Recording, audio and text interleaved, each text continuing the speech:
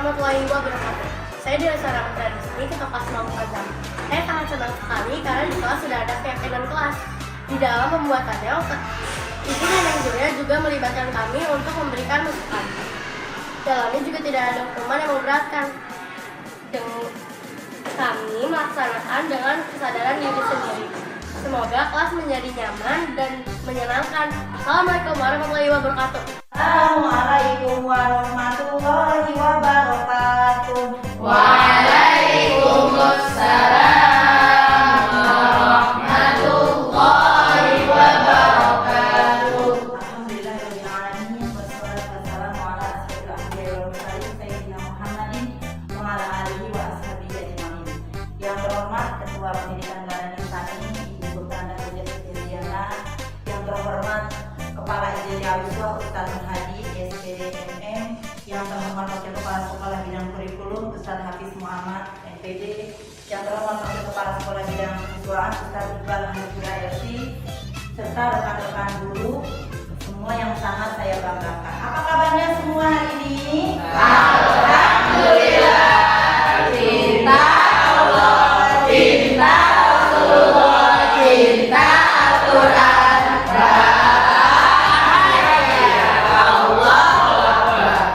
Baik teman-teman semua, sebelumnya saya mengucapkan terima kasih kepada teman-teman yang sudah berkenan untuk hadir di sini mengikuti kegiatan diseminasi atau penyebaran paham dan penerapan pengalaman dari modul yang sudah saya dapatkan di program guru penggerak angkatan ke-9. Ini juga merupakan salah satu bentuk aksi nyata saya di modul tersebut, dan mudah-mudahan dengan adanya diseminasi ini kita bisa terapkan bersama-sama di sekolah kita tercinta Al-Quran. Oke. Nah, sekarang kita mau lihat dulu apa sih yang akan kita dapatkan hari ini. Coba next. Oke, baik.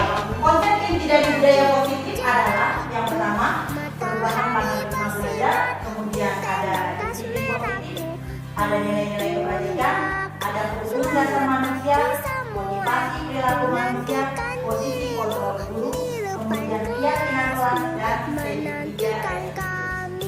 Nah, mohon maaf nih kalau seandainya di antara rekan-rekan guru sudah ada yang mempelajari lebih dulu, saya bukannya menggurui, tapi kita sama-sama belajar ya. Itu dan Bapak. Baik. Sekarang kita akan pemateri yang pertama, yaitu perubahan paradigma belajar. Perubahan paradigma belajar. Pembelajaran dengan paradigma baru merupakan pembelajaran yang dirancang berdasarkan prinsip pembelajaran berdiferensiasi.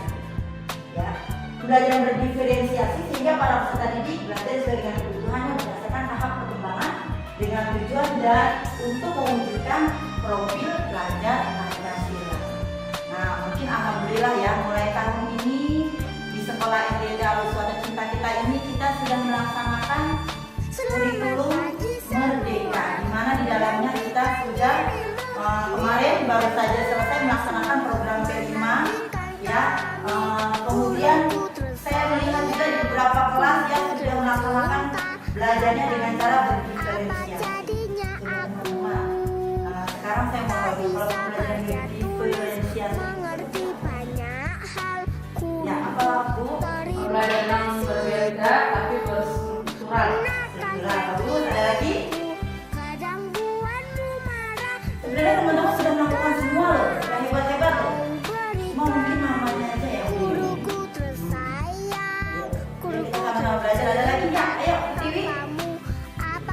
Pembelajaran yang dilihat dari karya Ya, bagus. Ada lagi bapak-bapak nih, bapak-bapak jangan jangan bapak-bapak tuh ngopi loh. Apa? Kenapa Pak Fuad?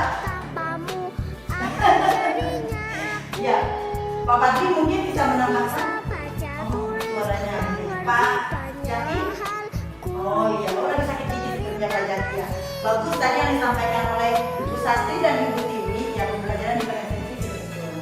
Pembelajaran diferensiasi itu adalah pembelajaran yang berpihak kepada murid, di mana setiap pembelajarannya itu kita menggunakan metodenya bukan hanya ceramah saja sehingga muridnya itu menjadi jenuh dan bosan. Saya melihat teman-teman di sekolah ini di kelas-kelas sudah melaksanakan kegiatan seperti yang tadi sudah saya sampaikan. Teman-teman sudah melakukannya dengan apa caranya? Dengan membagi dalam kelompok-kelompok kecil saat belajar. Ya, tadi belajar diferensiasi itu yang berpihak kepada murid, di mana ketika belajarnya itu kita mengakomodir kebutuhan anak, di antaranya gaya belajar. Ya, gaya belajar anak-anak itu kan memang berbeda-beda ya. Ada yang estetik, ada yang motorik, ada yang visual. Nah, itu kita berusaha untuk mengakomodir hal itu. Walaupun kita bukannya Superman atau Superwoman, tapi kita tidaknya berusaha seperti yang tadi sudah sampaikan. Kita bagi menjadi 3 bagian, ada yang middle, ada yang low, ada yang high. Rubrik nilainya pun insya Allah sama-sama sudah kita jalankan dan sama-sama kita sudah belajar Nah, pembelajaran diferensiasi ini tujuannya adalah untuk mewujudkan profil belajar Pancasila seperti yang sekarang sudah dicanangkan oleh pemerintah kita, oleh Bapak Ibu. Lanjut. Nah, sekarang profil belajar Pancasila itu ada berapa sih dimensinya? Nah, profil belajar Pancasila ini ternyata dimensinya ada lagunya loh. Saja Ibu Ade coba tolong. Ya, siapa sudah hafal lagunya? Ya, coba. Itu ada Bu. Tahu? Di kali ini videonya sudah ada langsung. Guruku tersayang, guruku tercinta, tanpamu apa Yang itu jadinya? yang ada tandanya. Nah, Tak bisa benar tidak? baca tulis, mengerti banyak hal. Nadanya nada beca. Terima kasihku. Belajar Pancasila, beriman dan bertakwa pada Tuhan yang esa dan berakhlak mulia,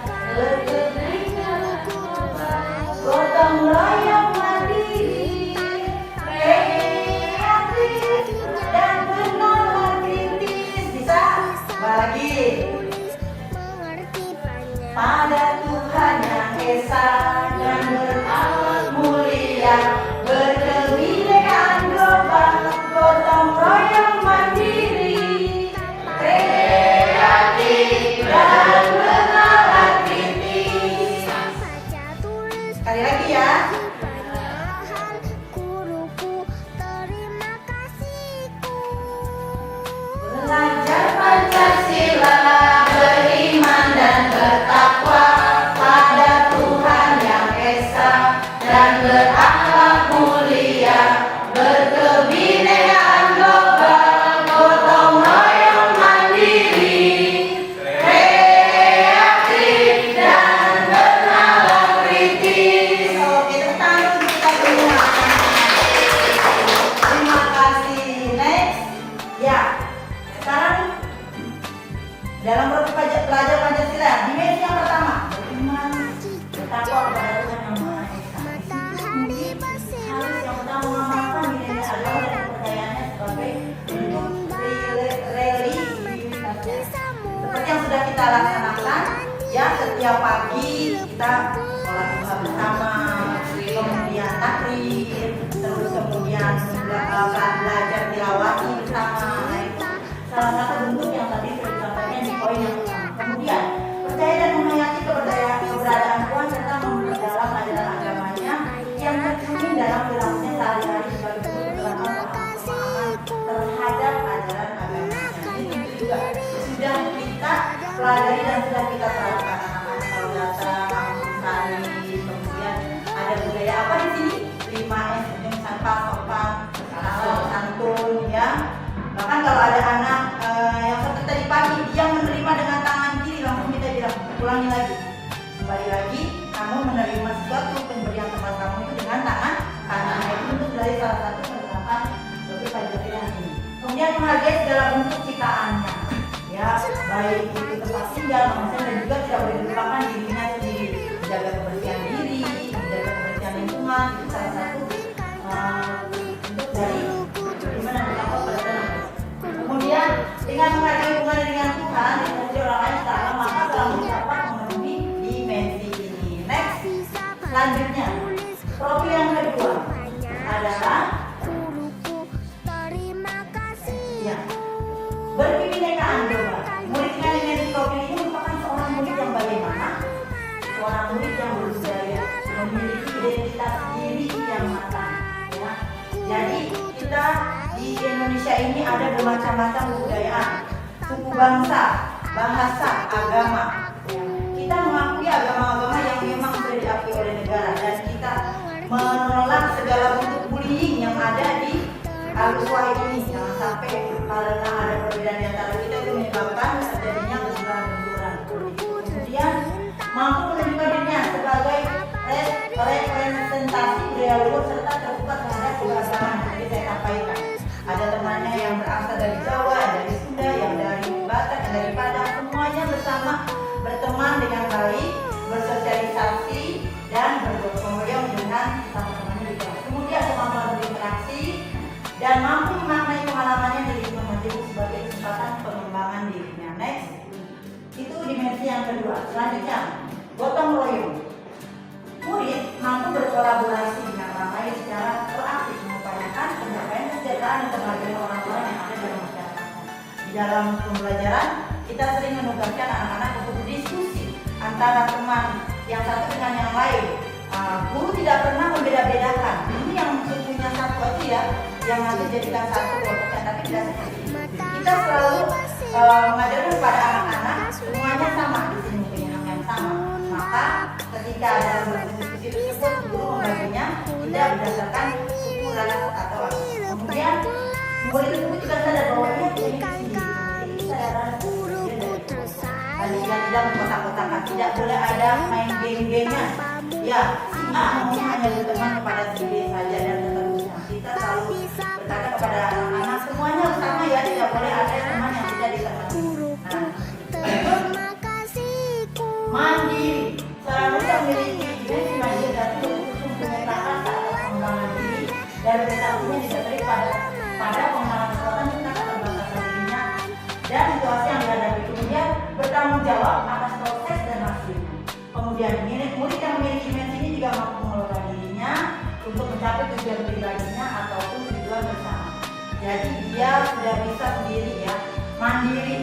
Kita sudah mengajarkan walaupun anak kelas 1 memang di awal-awal mungkin kita ajarkan anak tersebut bagaimana cara buka sepatu, kemudian meletakkan di tempatnya, kemudian kalau waktu olahraga bagaimana cara buka baju, kemudian memakainya kembali. Nah, alhamdulillah semakin mereka lama bersekolah di sini, sekarang sudah sedikit demi sedikit paham, akhirnya mereka bisa melakukan itu sendiri. Lanjut, benaran kritis. Orang tua yang memiliki dimensi benaran kritis berarti murid mampu menggunakan pengalaman, memperoleh informasi, mengevaluasinya juga melakukan keputusan yang tepat untuk mengatasi berbagai persoalan yang dihadapi. Kemudian murid tersebut juga mampu mencari informasi, mengolah, mencari keterkaitan berbagai informasi serta membuat kesimpulan berdasarkan informasi tersebut, dan juga keterbukaan terhadap berbagai macam perspektif ataupun kemudian keterbukaan ini mampu bermanfaat di depannya karena membuka diri yang terbuka, membuka pendapatnya serta menghargai pendapat orang lain. Tadi yang seperti kita sudah laksanakan di kelas-kelas dalam program diskusi teman-teman, semuanya itu boleh bertukar pendapatnya dalam tukar pendapat tersebut. Ada yang berpendapat A, pendapat B, pendapat C. Bukan berarti dalam pendapat tersebut kemudian mereka terus saling bertengkar dan sebagainya, tapi itulah salah satu hal yang menunjukkan bahwa anak-anak kita sudah mampu untuk berkenalan diri di mana, dan ketika kita berikan persoalan, ketika kita berikan masalah dalam sebuah soal, mereka sudah bisa untuk memecahkan soal secara bersama-sama. Lanjut, kreatif. Seorang murid yang memiliki dimensi kreatif mampu mengidentifikasi, menghasilkan segala sesuatu yang original, bermakna, bermanfaat, dan berdampak untuk mengatasi berbagai persoalan baik untuk dirinya sendiri maupun untuk lingkungan sekitarnya. Nah, untuk dimensi kreatif ini kita alhamdulillah di beberapa kesempatan yang pertama dalam program kita itu ada program pentas seni. Di situ ada program di mana anak-anak menunjukkan semua kreativitasnya dalam pentas seni yang diadakan. Nah, biasanya itu ada tema-temanya, kemudian dari tema-tema tersebut anak-anak ada yang menampilkan bakat-bakatnya, menari, drama, dan seterusnya. Nah, inilah salah satu dimensi dari bagi Pancasila kreatif. Tak bisa baca tulis, mengerti banyak hal. Guruku, terima kasihku. Nakalnya diriku, kadang buatmu marah, namun Oke, yang selanjutnya adalah perubahan paradigma baru. Sekarang kita belajar tentang miskonsepsi tentang teori kontrol. Ada 4 miskonsepsi di sini. Yang pertama, ilusi guru mengontrol murid. Next, ya, dimana menurut Dr. William Glasser dalam kontrol teori yang kemudian berkembang dan dinamakan teori, merumuskan beberapa miskonsepsi tentang makna kontrol. Satu, ilusi seorang guru bisa mengontrol murid. Pada dasarnya kita tidak bisa memaksa murid untuk berbuat sesuatu kalau murid tersebut memilih untuk tidak melakukannya. Walaupun tampaknya guru tersebut sedang mengontrol perilaku murid, hal demikian terjadi karena murid sedang mengizinkan dirinya mengontrol. Tapi ketika murid tersebut sudah lepas dari pandangan kita, dia keluar sedikit saja, itu pasti kita nggak akan bisa melihat lagi apa yang dilakukan. Kita kadang-kadang berdiskusi kalau seorang murid itu bisa kita kontrol secara sepenuhnya, padahal ini tidak. Selanjutnya, ilusi bahwa semua menggunakan tidak berubah. Ini biasanya berhubungan dengan rujukan.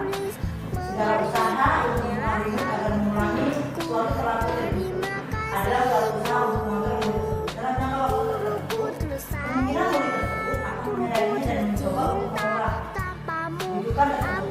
Dan bisa jadi murid tersebut bisa tergantung pada pendapat sang guru untuk berusaha. Selanjutnya, miskonsepsi yang ketiga adalah ilusi bahwa kritik dan membuat orang merasa bersalah dapat menguatkan hati. Menggunakan kritik dan merasa bersalah untuk mengontrol murid menuju pada identitas belajar. Mereka belajar untuk merasa buruk tentang diri mereka. Mereka mengembangkan dialog diri yang negatif.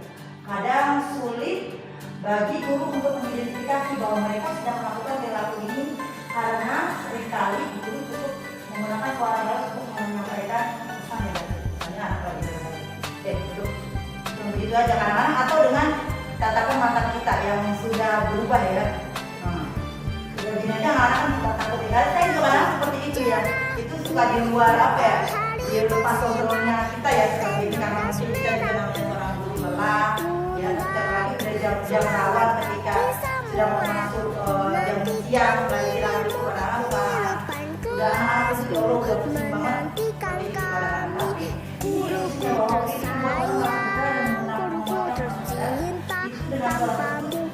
malah menyampaikan pesan negatif ya anak. Kemudian ilusi bahwa orang tua itu milik memaksa. Ada kita maksa-maksa. Dulu nggak? Padahal mereka mungkin kita tidak mengerti apa kebutuhan dari mereka ini.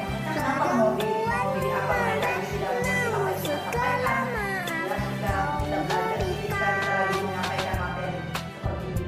Nah kita kadang-kadang orang dewasa itu merasa bahwa kita itu mengaku mereka anak-anak itu adalah orang dewasa dan mengerti, padahal tidak seperti itu. Oke, next. Nah, lanjut saja. Ya. Nah, ini kita harus berubah paradigma dulu. Berubah paradigma stimulus respon melalui pendekatan teori kontrol. Dalam stimulus respon, realisasi kebutuhan kita sama. Ya, kita salah kita. Menurut kita, dan kita sama, anak kita juga sama, anak diri kita. Mereka butuh sama-sama masuk, padahal sebetulnya kita berbeda. Porsinya berbeda. Kita makannya mereka lebih. Itu realisasi kebutuhan kita berbeda. Itu dengan cara belajar mereka. Mungkin buat kita perkalian misalnya 1 sampai 5 itu gampang, karena kita memang sudah berbeda belajar. Tapi realitasnya kalau buat anak itu kadang-kadang sulit sekali ya. Seperti lagi semua orang melihat yang sama. Padahal apalagi buat seorang anak, kadang-kadang anak-anak itu memiliki daya imajinasi yang berbeda-beda. Lanjut kita belum kita mencoba mengubah orang agar berpandangan sama dengan kita. Padahal seharusnya kita berusaha memahami pandangan orang lain tentang dunia, terutama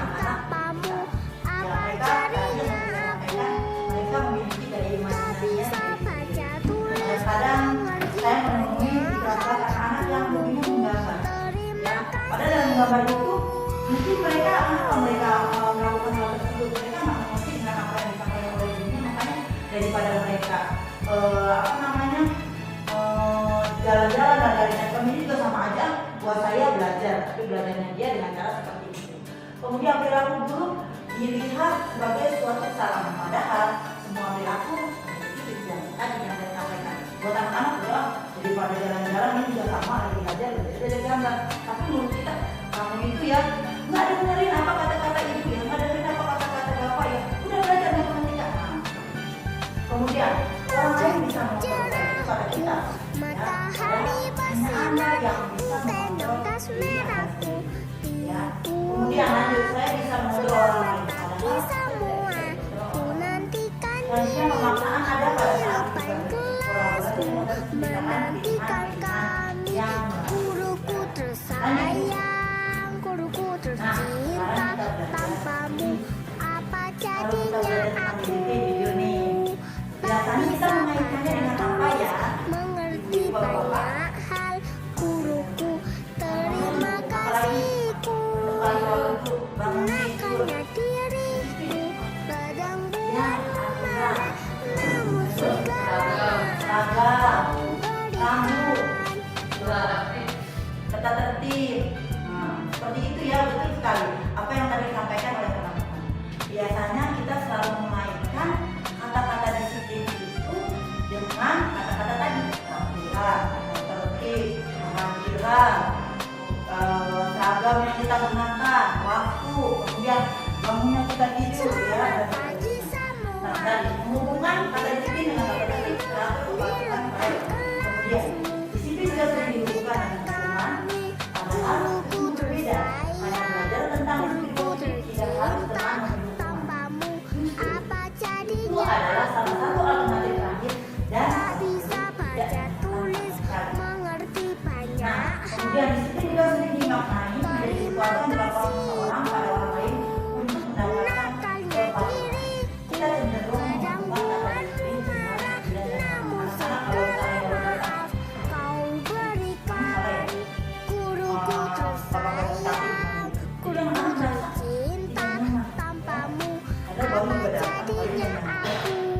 mereka jadi sudah Tak bisa bad mood jadinya ya, tadinya mau belajar dari rumahnya gila. Nanti kita udah seperti itu udah nanya tentang itu dulu ya udah jadinya mereka duduk ketika belajar juga jadinya moodnya jadi guruku moodnya jadi beda ya. tercinta, Kemudian Diana tanpamu Bose menyatakan bahwa kata disiplin dasar dibahas disiplin yang tak belas. bisa baca tulis, Kata disiplin juga berasal dari akar kata yang sama yaitu kemudian guruku disiplin terima berkorelasi dengan kasih. disiplin dari disiplin ini dalam seseorang menggali semua potensi dirinya untuk mencapai suatu tujuan, sesuatu yang menghargai dan bermakna. Next.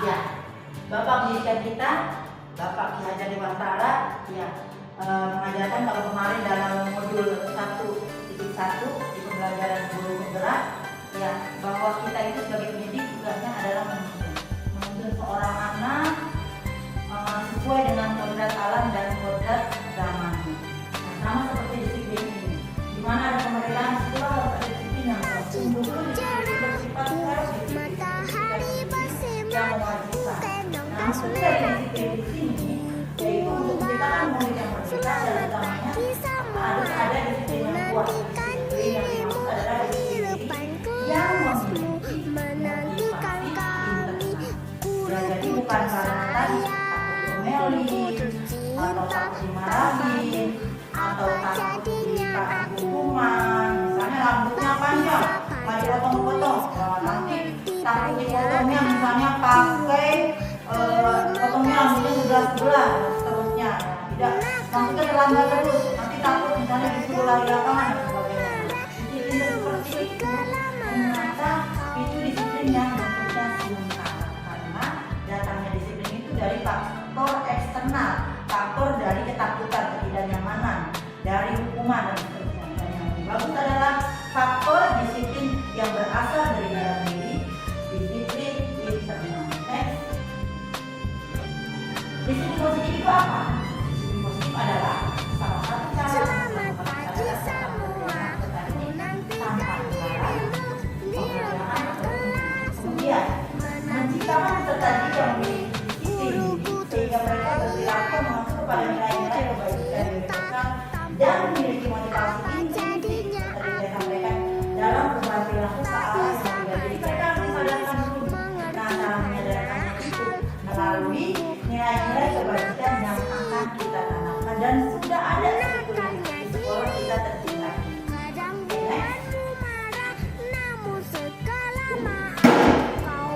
Apa sih nilai kebajikan di masa ini? Guruku Coba nih teman-teman.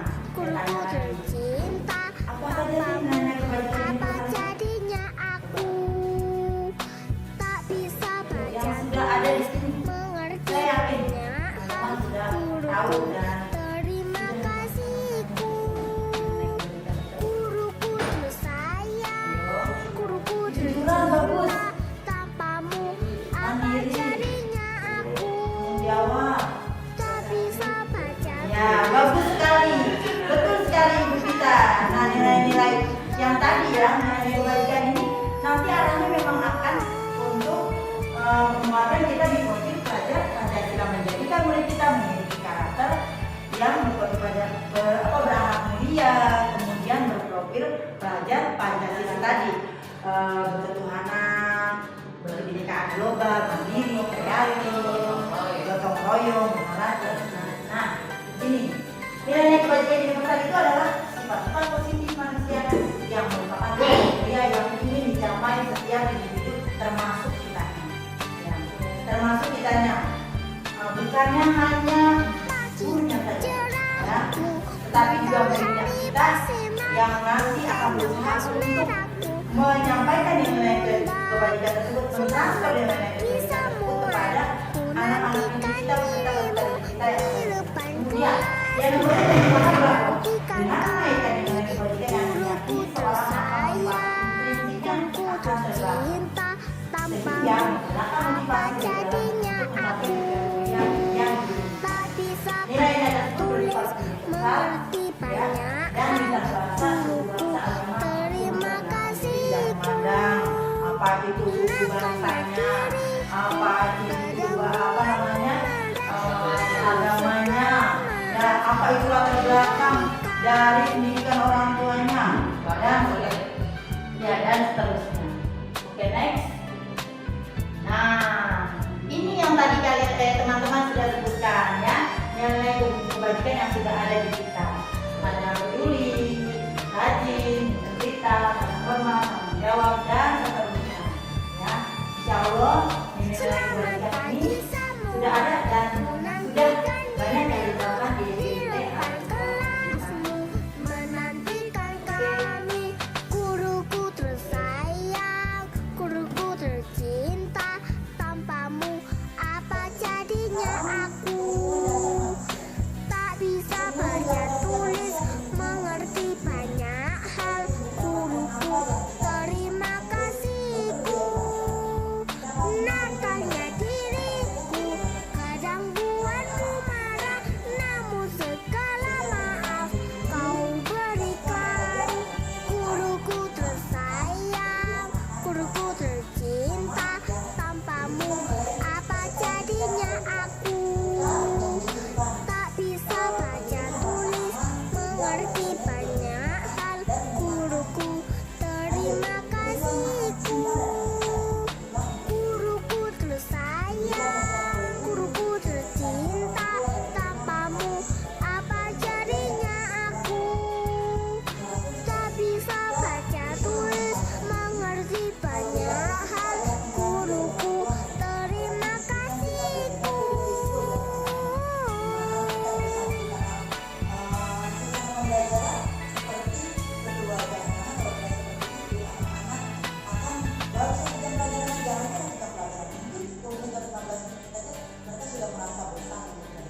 Lanjut, itu ada penguasaan, pengakuan kemampuan atas kemampuan, diakui dari prestasi dan keterampilan menggunakan memiliki motivasi.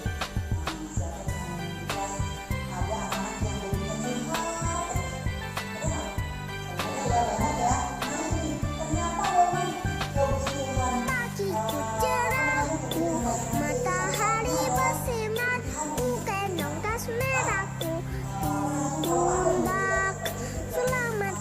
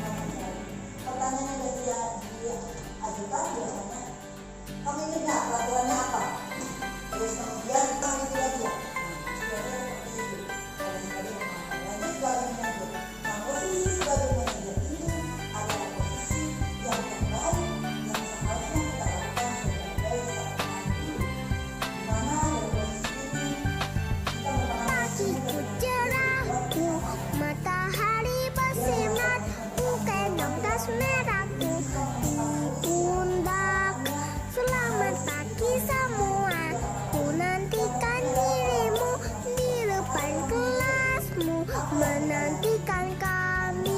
Guruku tersayang, guruku tercinta, tanpamu apa jadinya aku?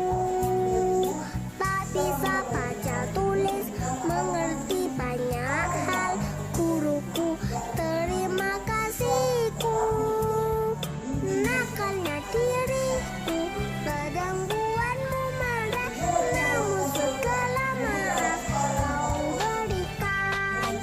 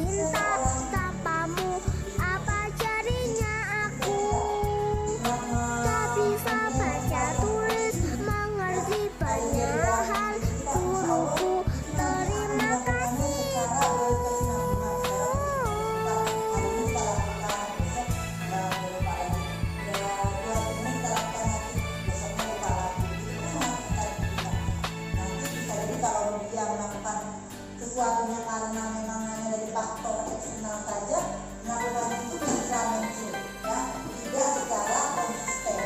Melakukannya sekarang melakukan semua lagi melakukan lagi dan maka yang diharapkan adalah kita melakukan motivasi ini karena ingin dihargai dengan nilai yang kita Pagiku cerahku, matahari bersinar, ku gendong tas merahku di pundak. Selamat pagi semua, ku nantikan dirimu di depan kelasmu, menantikan kami. Guruku tersayang, guruku tercinta, tanpamu apa jadinya aku? Tak bisa baca tulis, mengerti banyak hal. Guruku, terima kasihku. Nakalnya diriku, kadang buatmu marah, namun segala maaf kau berikan. Yang biasanya sudah dibuat, baik dibuat oleh pihak manajemen sekolah yang kemudian disosialisasikan kepada peserta didik, ya, melalui orang tua muridnya, melalui rapat-rapat kegiatan rapat-rapat, program dan seterusnya. Kemudian Selamat pagi semua, ku nantikan dirimu di depan kelasmu, menantikan kami. Guruku tersayang, guruku tercinta, tanpamu apa jadinya aku? Tak bisa baca tulis, mengerti banyak hal. Guruku, terima kasihku. Nakalnya diriku, kadang buatmu marah, namun segala maaf kau berikan. Guruku tersayang, guruku tercinta, tanpamu apa jadinya aku? Tak bisa baca tulis, mengerti banyak hal. Guruku, terima kasihku. Guruku tersayang, guruku tercinta, tanpamu apa jadinya aku? Tak bisa baca tulis, mengerti banyak hal. Guruku, terima kasihku.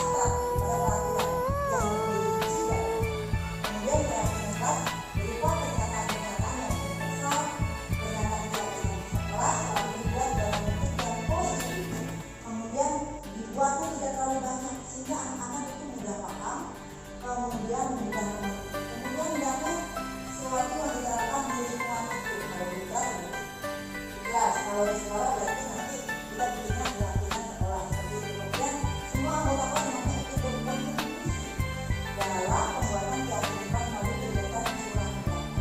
Semua anggota kelas kemudian Pagiku cerahku, matahari bersinar, ku gendong tas merahku di pundak.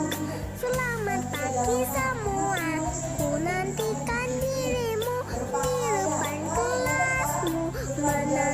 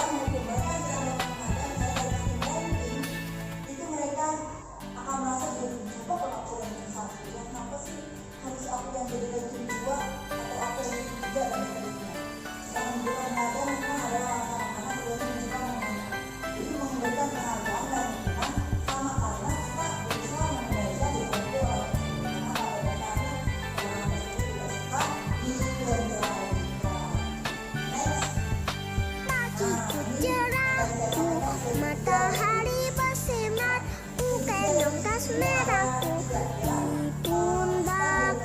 Selamat pagi semua, ku nantikan dirimu di depan kelasmu, menantikan kami. Guruku tersayang, guruku tercinta, tanpamu apa jadinya aku? Tak bisa baca tulis, mengerti banyak hal. Guruku, terima kasihku. Nakalnya diriku, gangguanmu marah, namun segala maaf kau berikan. Dan memberikan dirinya setelah berbuat salah. Penekanannya bukan pada dirinya, tidak pada orang lain atau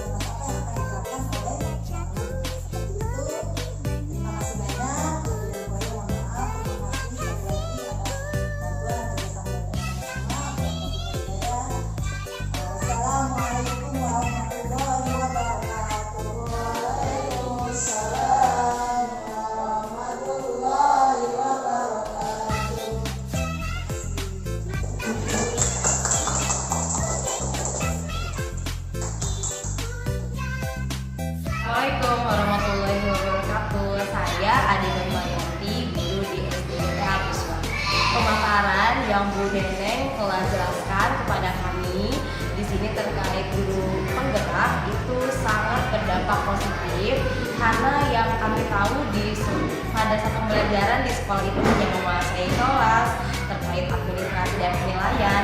Ternyata di guru penggerak banyak sekali materi-materi terkait motivasi dan lainnya. Semoga semuanya dapat kami terapkan pada saat belajar. Wassalamualaikum warahmatullahi wabarakatuh. Assalamualaikum warahmatullahi wabarakatuh. Saya Ahmad Heri, Guru SDT Al-Uswah. Setelah mengikuti kegiatan desiminasi yang dilakukan oleh Ibu Neneng, kami